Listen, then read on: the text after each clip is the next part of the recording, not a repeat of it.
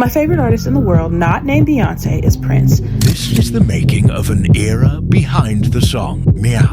I wasn't allowed to listen to much secular music growing up, but I remember as a kid that a Prince marathon would play on TV1 and my mom would make it her mission to make me watch every movie. I'm pretty sure I became the youngest Prince fan at the time, and when I'd be on his encyclopedic fan site, Prince.org, it never occurred to me that everybody else on that site was at least 50. When I got to college, my classmates started a rumor that I was Prince's literal daughter. That's how obsessed I was.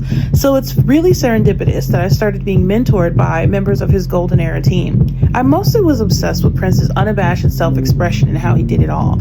I wanted to be just like that at the time. So everything I did it all myself and would tell anyone who listened. It was a big deal to me that I could say that I wrote and produced all my own music. I most admired, though, how Prince wasn't ashamed of his body. He had this philosophy that God and sex were connected and that it was how he communicated with the divine. That intrigued me. Brought up in an environment where all forms of sensuality were sinful, I was taught to hide my body, especially as it developed early, and people's hunger to grope and touch me without my consent just further made me bundle up in boxy clothing, scared to be seen. I wanted Prince's freedom, but what's freedom if you don't feel safe? If you feel like people don't listen when you say no? It's easier to just withdraw. I withdrew so intensely that people would say I seemed neuter to them. No sensual energy at all.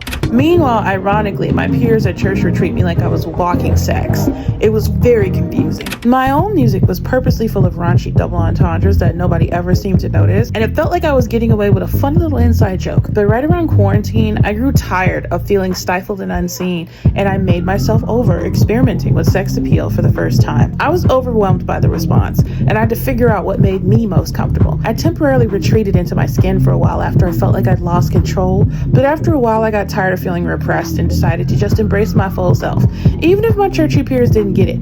Call me a whore, hell, I didn't care anymore. The most fun inside secret I had was that at the same time that I was embracing my own sensuality, I was very celibate. Only my closest friends knew. I'd be getting slut-shamed left and right by folks I used to go to church with, but the most excitement I'd be having was watching YouTube deep dives on niche internet lore. And I had an epiphany that I'm really a blank canvas that people project onto me what they like, regardless of the truth. So I might as well just vibe out. Meow is me paying homage to the most raunchy of my favorite Prince songs, pushing back against the puritanical nature of our current times.